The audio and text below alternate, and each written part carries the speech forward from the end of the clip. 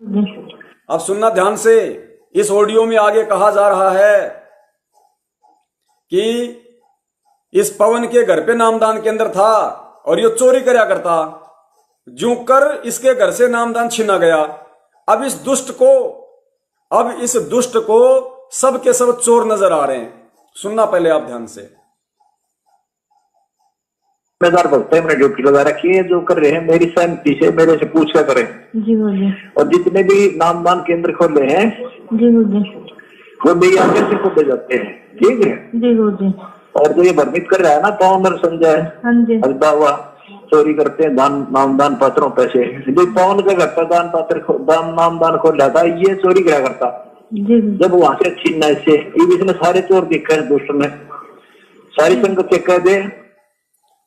पुण्यात्माओं, यदि आप समझते हो कि ये ऑडियो सतगुरु रामपाल जी महाराज जी की हैं, तो मेरा पिता, मेरा पूज्य पिता मुझे कह रहा है कि इस पवन के घर पे नामदान केंद्र था, और यो कहे ना कि ये मैनेजमेंट वाले चोरी करते हैं, दान में चोरी करते हैं, यो खुद चोरी करया करता यो पवन।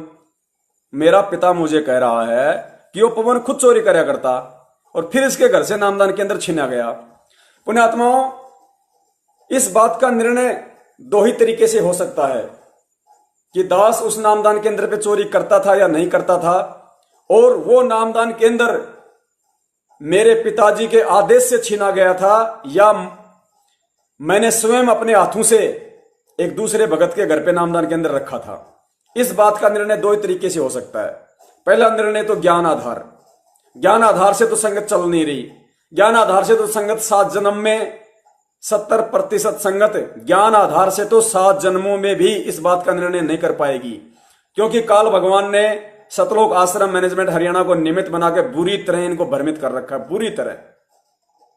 मैनेजमेंट आज यदि संगत को यह आदेश दे दे कि गुरुजी का आदेश है पवन का मर्डर कर दो, तो भगत लोग मेरा मर्डर कर देंगे 101%। इस कदर ये भगत समाज भ्रमित है।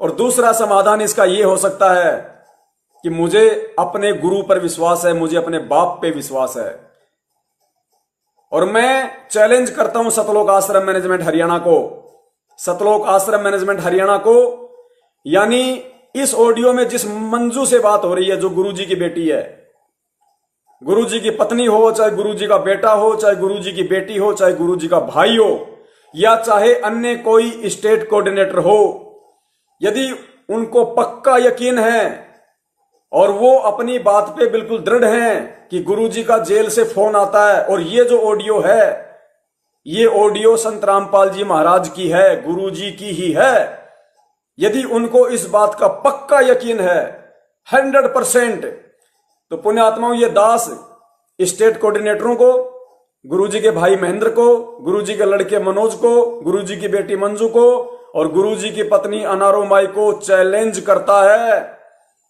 अगर दास पीछे हटा तो दास गधे का मुंह पिएगा, और अगर तुम हटे तो तुम गधे का मुंह पियोगे। और दास चैलेंज करता है पुण्यात्माओं, निर्णय करना फिर इस बात का कि दास क्या शब्द बोल रहा है, क्या वचन बोल रहा है, वरना ये संगत फिर कहीं की नहीं रहेगी, ध्यान रख लेना। उसके बाद भी यदि ये शक करेंगे, शंका करेंगे, ज्ञान को आधार बनाकर नहीं चलेंगे तो,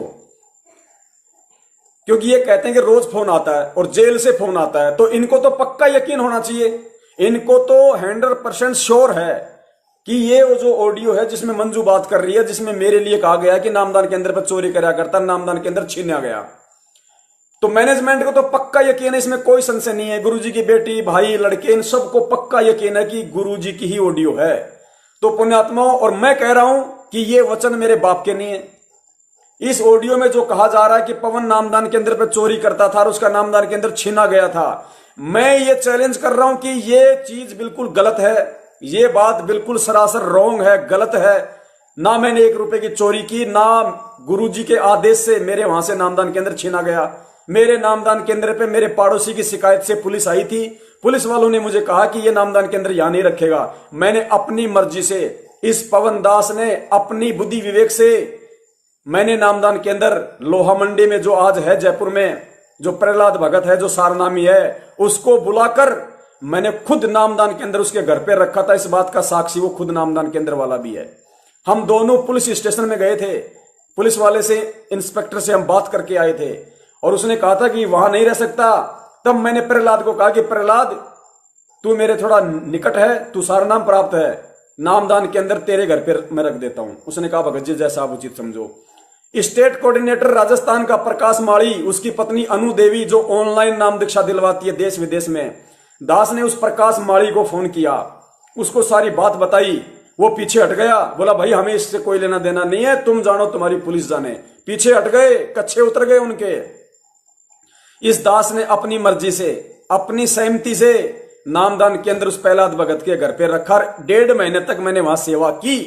यदि मैं चोर था, मैंने चोरी की थी, और यदि गुरुजी के आदेश से यदि नामदान केंद्र मेरे से छीन के प्रहलाद भगत को दिया गया था, तो क्या इन नालायकों में इतनी भी बुद्धि नहीं थी कि चोर को 1.5 महीने तक उस नामदान केंद्र पे फिर क्यों सेवा करने दी? तो मैं इनको चैलेंज करता हूं, मैं कहता हूं कि ऐसा नहीं है। और ये कहते हैं कि क्योंकि ये कह रहे हैं कि ये ऑडियो गुरुजी की है, गुरुजी कह रहे हैं वो सही है, तो ठीक है भाई, आ जाओ भाई। ये संगत से मैं निवेदन करता हूं, गुरुजी की बेटी आ जाए, गुरुजी की पत्नी आ जाए, गुरुजी का भाई आ जाए, गुरुजी का लड़का आ जाए, और एक तरफ ये दास रहेगा, टेबल पे जहर की बोतल रखो। और मैं अपने वचन पे अडिग हूं, और इनको यदि अपने गुरु पे विश्वास है, इनको यदि ये पक्का यकीन है कि ये गुरुजी की ऑडियो है और जेल से आई है, तो पुण्यात्माओं, गुरु को साक्षी मानकर, गुरु से प्रार्थना करके, वो अंतर्यामी है, जो सच्चा होगा उसकी जान बचाएगा।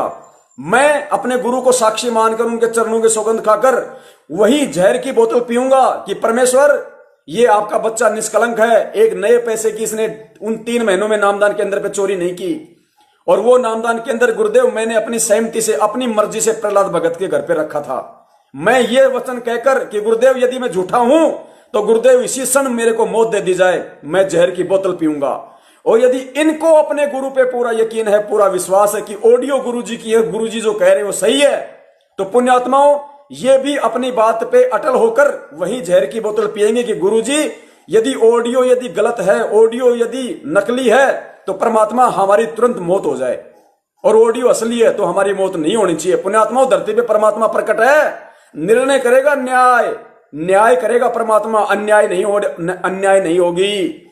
अगर इनको विश्वास है तो ये आएंगे और इस बात की परीक्षा देने के लिए जहां ये दास को बुलाएंगे, दास आएगा और पूरी संगत को इकट्ठा किया जाए।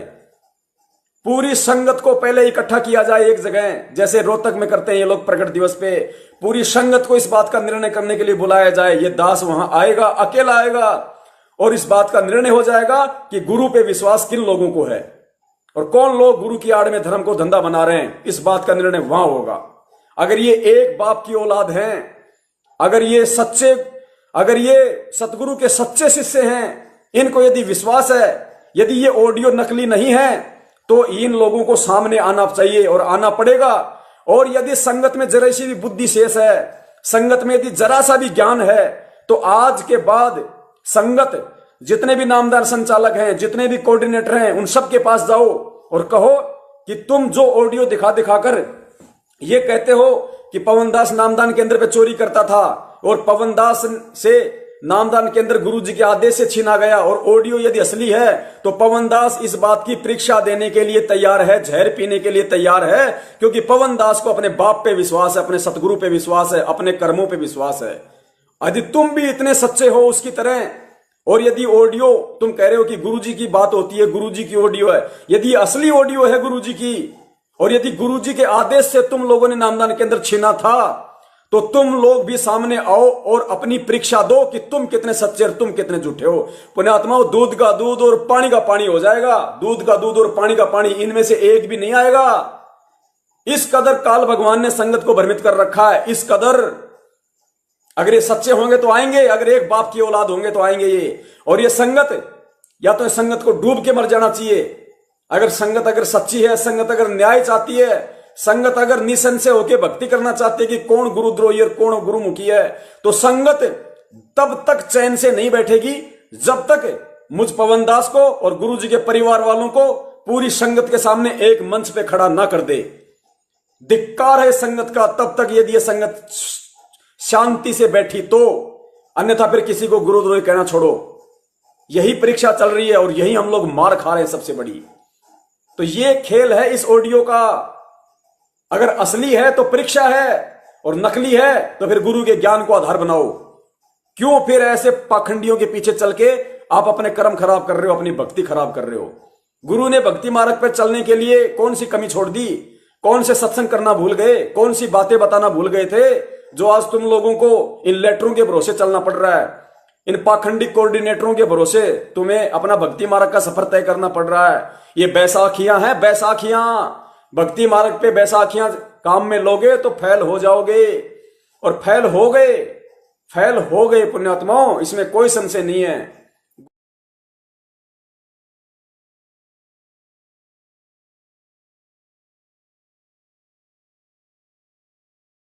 भाई जो गुरु बचन पे डट गे रे कट गे फंद 84 के। भाई जो गुरु बचन पे डट गे रे कट गे फंद 84 के।